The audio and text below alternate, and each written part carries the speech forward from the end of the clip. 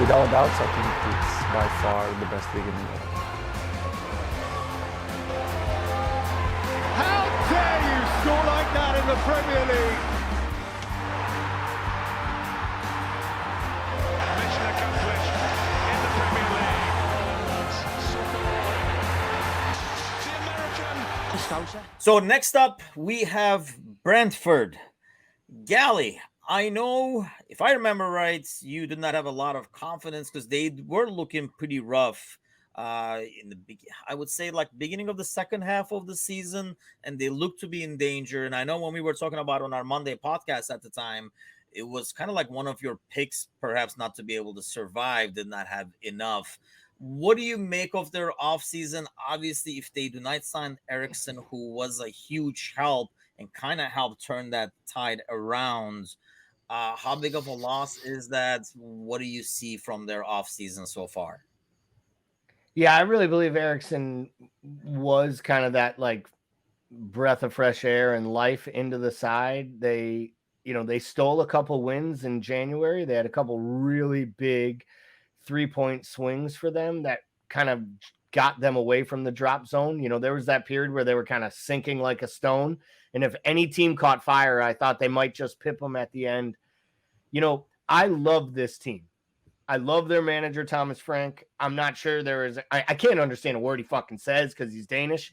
But that's good though. I do. I enjoy everything about the guy. He looks like a dude I'd want to have a beer with. He's always smiling. He is flippant in interviews. He talks like a regular person. There is no coach speak from Thomas Frank. He says things like, well, they're Liverpool and they're better than us.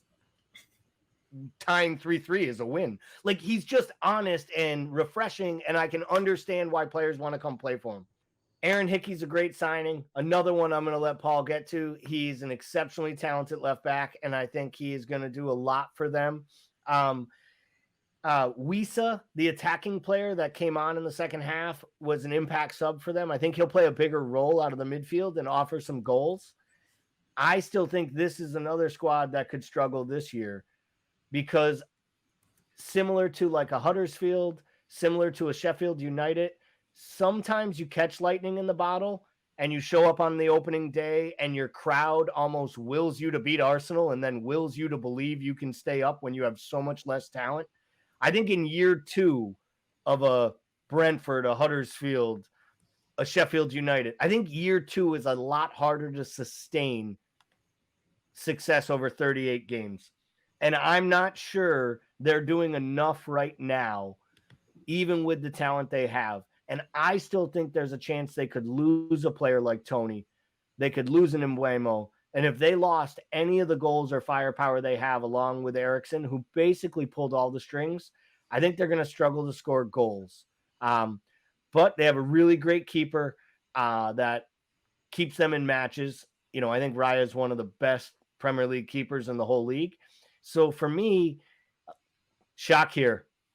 Think they're probably going to finish somewhere between 12th and 16th, and they might even find their way into one of those bottom 3. I hope I'm wrong, because their fans, their manager, and their players seem like really likable, lovable guys. But it's hard to do this year after year. They didn't do a lot of investing, and they haven't invested again. And I think 2 years that might catch up to you. See, that's interesting, because a couple of things I want to ask you, Paul, is one, the Eriksson situation. I mean, it was very clear that he was very, very important for them.